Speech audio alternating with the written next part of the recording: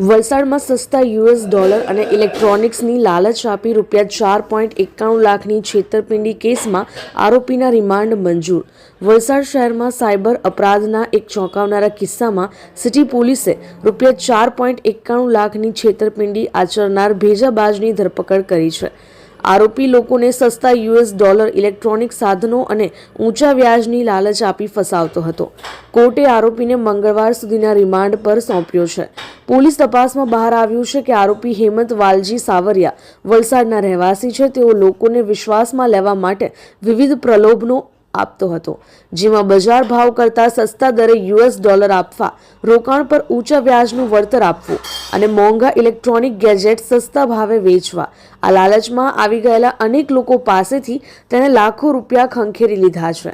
આ સમગ્ર રેકેટનો પર્દાફાશ ત્યારે થયો જ્યારે ગુજરાત રાજ્યના CID ક્રાઇમ અને સાયબર ક્રાઇમ સેલને સમન્વય પોર્ટલ મારફતે શંકાસ્પદ વ્યવહારોનો ઇનપુટ મળ્યા હતા. આ ઇનપુટના આધારે વલસાડ પોલીસે મ્યુચ્યુઅલ બેંક એકાઉન્ટોની તપાસ હાથ ધરી હતી. તપાસ દરમિયાન AU સ્મોલ ફાઇનાન્સ બેંકમાં હેમંત સાવરિયાના શંકાસ્પદ ખાતું મળી આવ્યું હતું. ઊંડાણપૂર્વકની તપાસમાં જાણવા મળ્યું કે આરોપીએ માત્ર પોતાના જ નહીં પરંતુ પોતાની પત્ની અને ભાઈના નામે પણ અલગ અલગ બેંકોમાં ખાતાઓ ખોલાવ્યા છે. દેશના વિવિધ રાજ્યોમાં થયેલી સાયબર છેતરપિંડીની રકમ આ ખાતાઓ દ્વારા જ મેળવવામાં આવતી હતી. વલસાડ સિટી પોલીસ મથકના PI દિનેશ પરમાર અને તેમની ટીમ ત્વરિત કાર્યવાહી કરી આરોપી હેમંત સાવરિયાની ધરપકડ કરી છે. આરોપી વિરુદ્ધ ભારતીય ન્યાય સંહિતા અને IT એક્ટની વિવિધ કલમો હેઠળ ગુનો નોંધવામાં આવ્યો છે.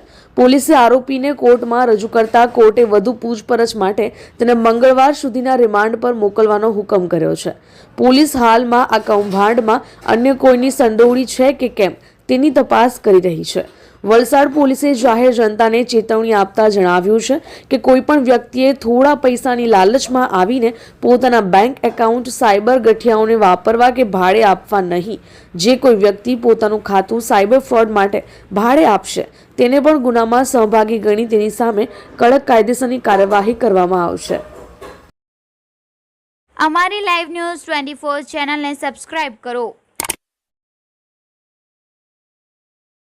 બેલ આઇકોન દબાવો જેથી આવનાર ન્યૂઝ અપડેટ્સની નોટિફિકેશન આપ સુધી સૌથી પહેલા પહોંચે.